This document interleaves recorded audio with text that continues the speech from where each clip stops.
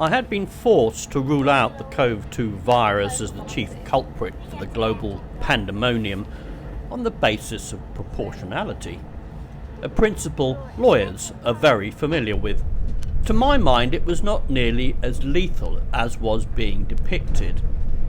The response and ensuing chaos caused was therefore disproportionate to the actual threat and must have a different cause.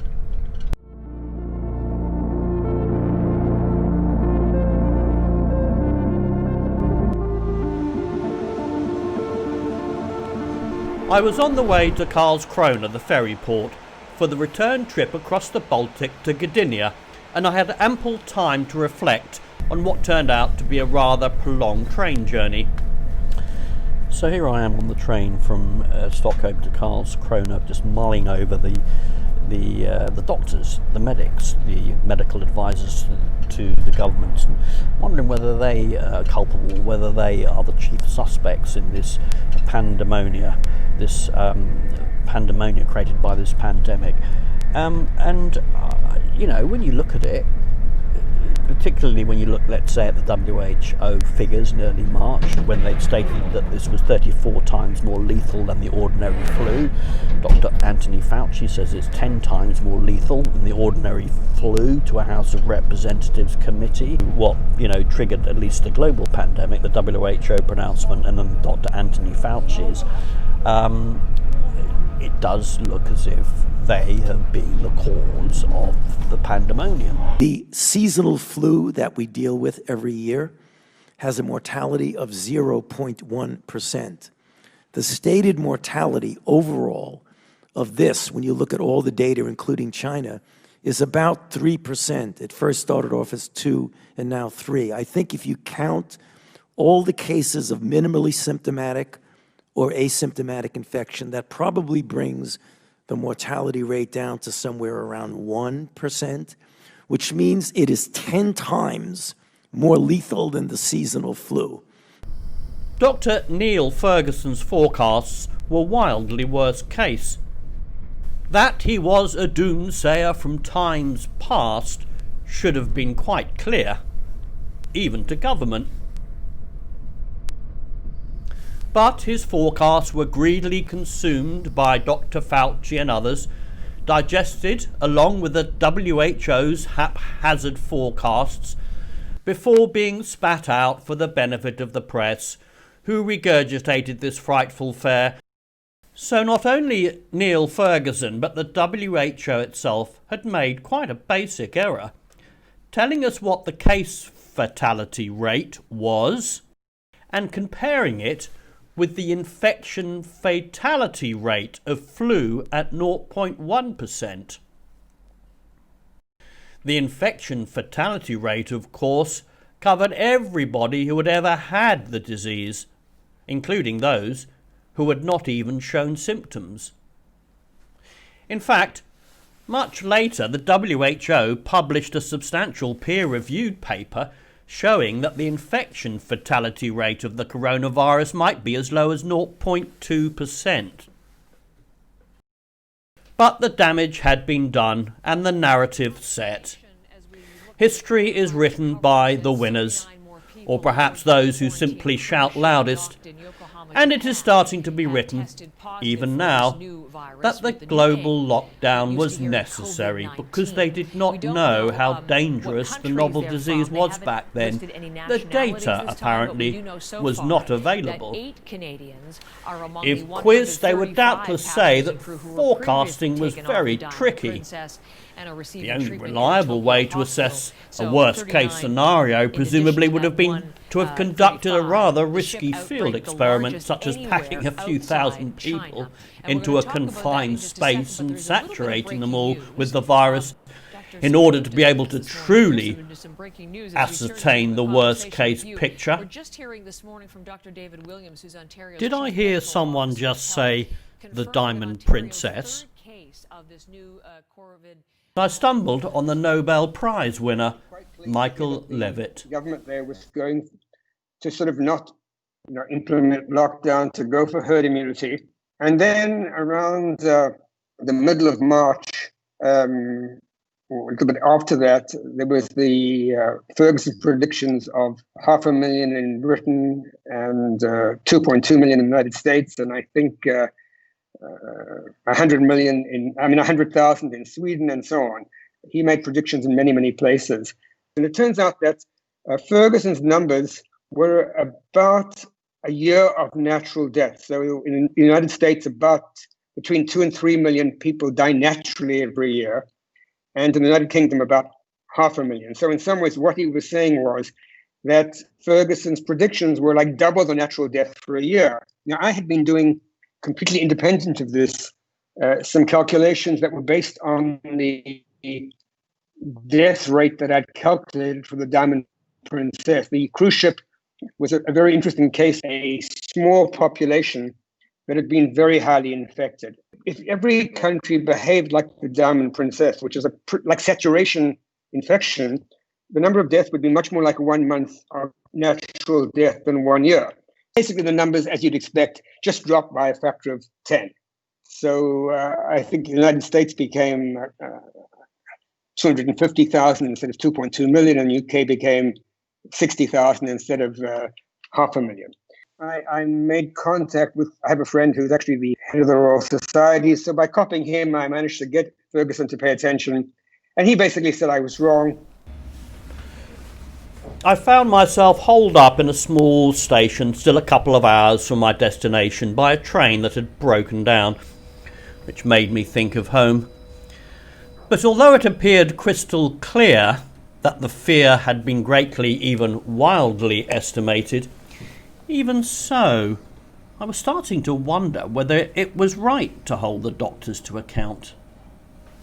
You know, I've been chewing over this issue of the doctors and the medical professionals, and to what extent they are, complicit, if you like, in the craziness and the crisis and the unfolding craziness and unfolding crisis. I'm just looking at a popular daytime morning TV show yesterday.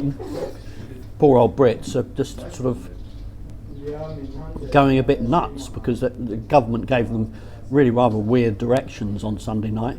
They don't know whether they can visit their mother, whether they can visit their father, whether they can only choose to visit one and not two, and whether they can meet their mother in the front garden and then walk through the house and meet their father in the back garden, and whether they can all go together in a park, all three of them. So there's a lot of confusion, and I guess this is what we're starting to see is the fallout of this. The consequence of going into total lockdown is it becomes really tricky to, in a measured way, to unlock the lockdown.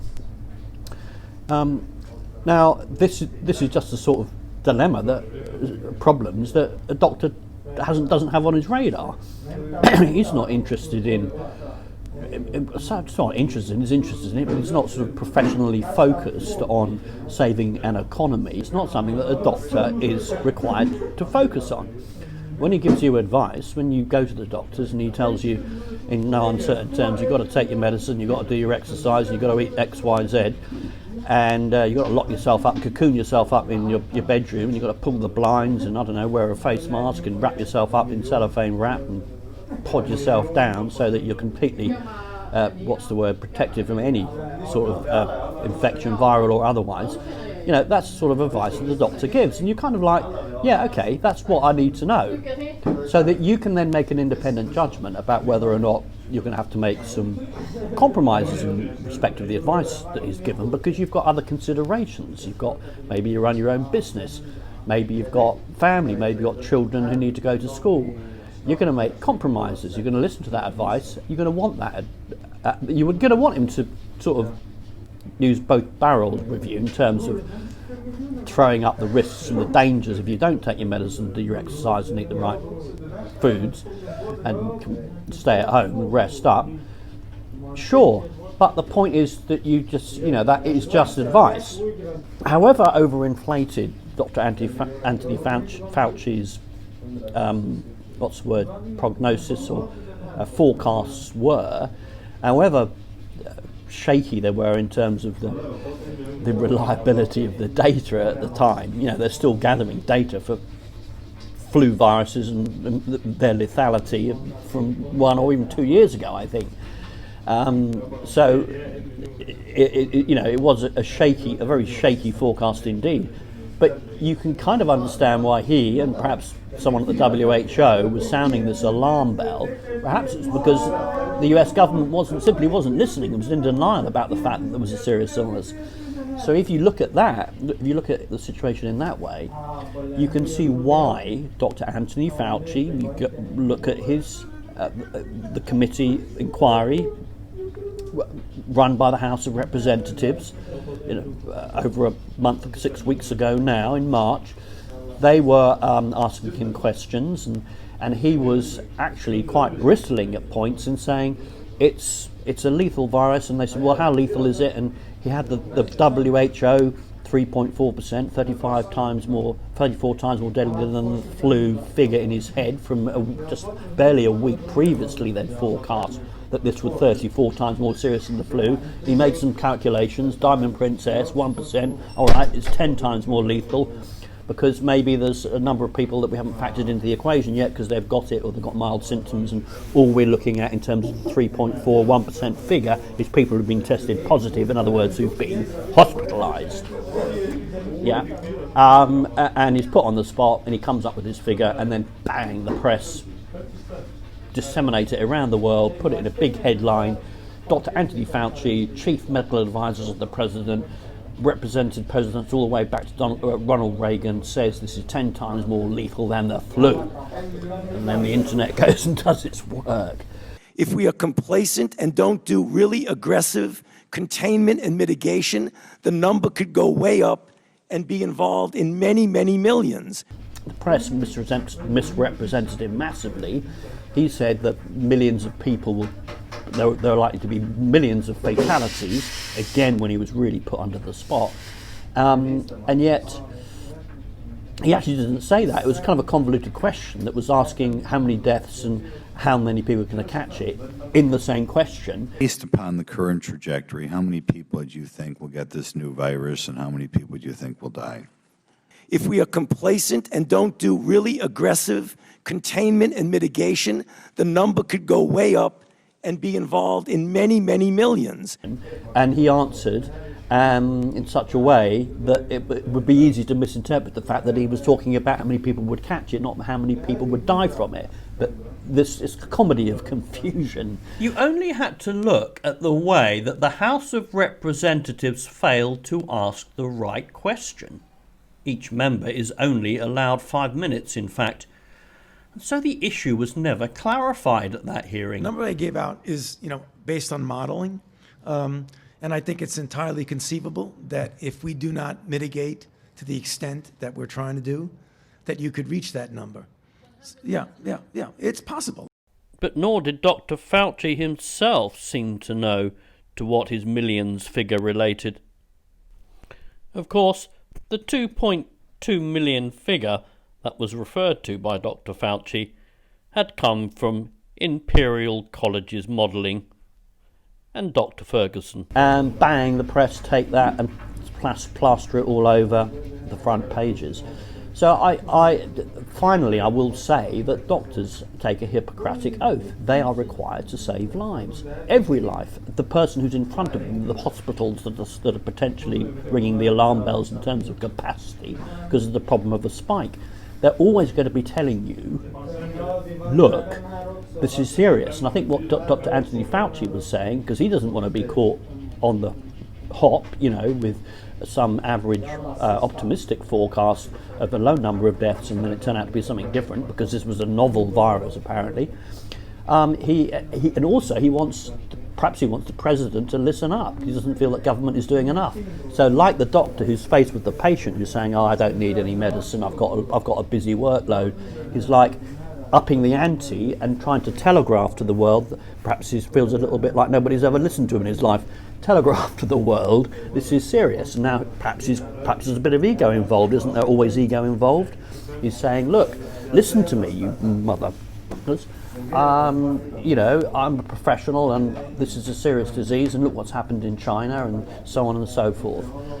And suddenly, perhaps he now thinking to himself, you know, when he talks with his wife over the dinner table at night, oh, geez, crikey, perhaps I went a bit too far, but, you know, nobody listened to me for 30 years, and now they've listened to me, you know, they've listened to me too carefully, and they've taken what I've said too much to heart. Don't they know that there are other considerations? But it's not his fault, he's the doctor. Whose fault is it?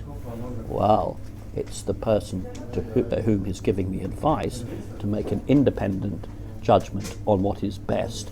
And that's what I thought was so interesting about the interview that I had in Västervik with that municipal lawyer. There was a kind of a big hype that now it's coming, and we're not prepared for it. And yeah, being in the situation we are, with Maria being pregnant and all. Yeah. Oh my word! That's ridiculous. I wonder if I can get that on the camera. That's a monster. Yeah, that's an FFP3 mask. When the Prime Minister here in Sweden had the speech to the Swedish people and saying that we had to take care, there was a program just after it where a woman said that we're only changing lives for lives, and that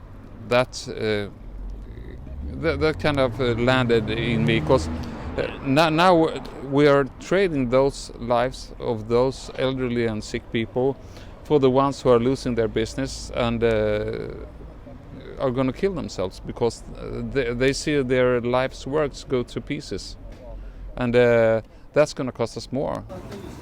I fancied a bit of reading material for the train journey down to Karlskrona, because I've still got a couple of hours. I have no idea what any of these titles mean. I'm also kind of looking for another photograph of our friend Dr. Anders Tegnell, but I can't see him.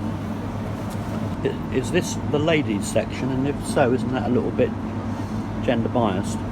Is there a man's section?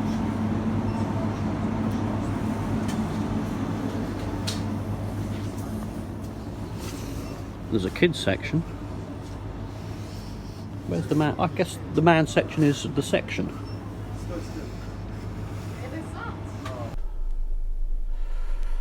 This is the rather sorry condition of the theatre industry, I suspect. Not sure what it says in Swedish. 98-year-old man masked up. I think that's a perfectly appropriate step to take. He feels strongly about wearing a mask. He's in a high risk category. I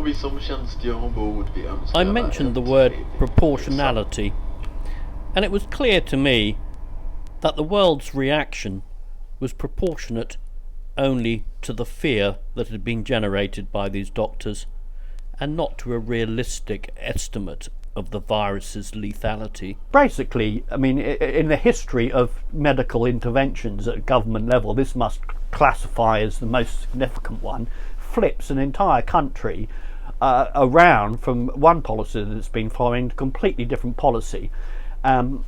Before you know it, is recommending that everybody lock themselves in, and is encouraging everybody to follow the social distancing restrictions. Is become quite annoying about that, a bit of a, you know, whiny old hag about that. Ja, vi väntar på att ett tåg i motsatt riktning ska komma in till Alvesta innan vi kan köra vidare härifrån. Yeah, he just said we shall be leaving this station shortly. And, you know, and then he goes and then he holds two fingers up at the very restrictions, the social distancing restrictions, is encouraging everybody else to follow.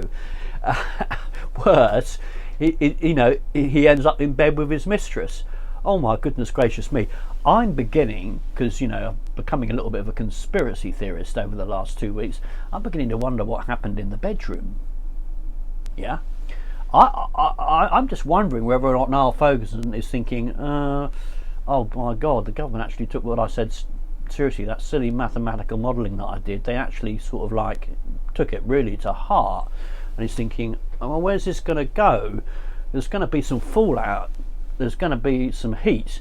Do I really want to be around when the temperature gets turned up? there he is sitting in bed with his girlfriend. Probably went round just, well, she's hot, so perhaps he did go around for a bit of sex, but I mean, who wouldn't? But there he is sitting with her, and he's thinking to himself, you know, I just want some kind of feminine warmth and some pillow talk and someone to confide to and so on and so forth. And there he is sitting in the bed with her after smoking a cigarette, presumably, and she's reading a girly magazine, obviously. Ha ha ha ha. And he's saying, oh, this is a nightmare. You know, this is. I feel like this is the heat that I'm getting. I mean, I know that everyone loves the lockdown, but I mean, they really love the lockdown. They're like proper enthusiastic. They say, "Give me the keys, I'll lock myself in." And I'm a bit worried about where this is all going, because the statistics that are coming out are starting to suggest that it's not nearly quite as serious as the Armageddon picture that my mathematical modelling forecast. And he says, and he's like, he's a smart guy. He's like, oh Jesus, do I want to be around when the chickens come home to roost? He's saying, geez. And he's sitting there with his girlfriend, and she's like reading her girly magazine, and she says, you know what? Why don't you leak to the press the fact that you're in bed with me tonight? And she returns to her magazine.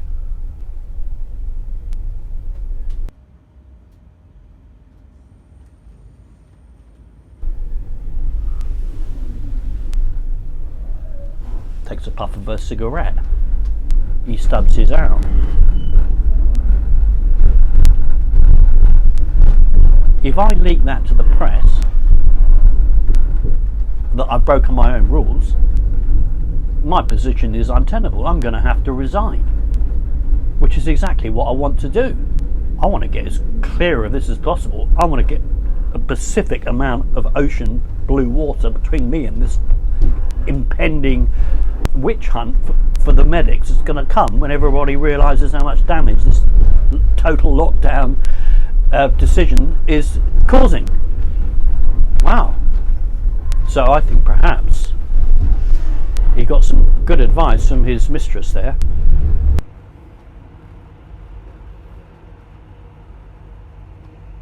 Maybe I'm painting a gossipy, you know, front page story myself, but it's kind of interesting. And I do think that what happened with the Imperial College and the way in which the government felt, I think, absolutely, their hands were tied, that information having been delivered by the government's chief medical advisor. You know, what choice did they have but to institute a total lockdown? Which brings us back round, doesn't it, to the issue of the politicians. They're the ones who are making the decisions and have got to weigh the competing risks and dangers in the balance. Did they?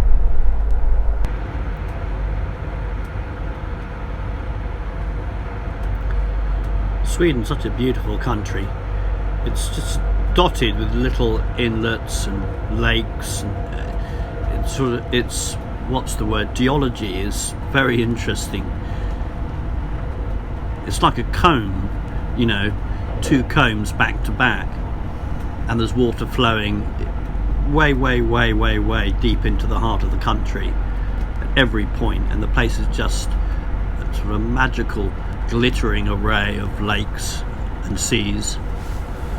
Maria's boyfriend had initially been concerned, but perhaps partly as the result of his nature and the fact he was a lawyer who reasoned things out and knew how to ignore lurid headlines, he had reviewed his initial assessment and turned his mind away from fears of Armageddon towards the small businesses and the business owners and their employees who were his responsibility as the municipal lawyer for the area.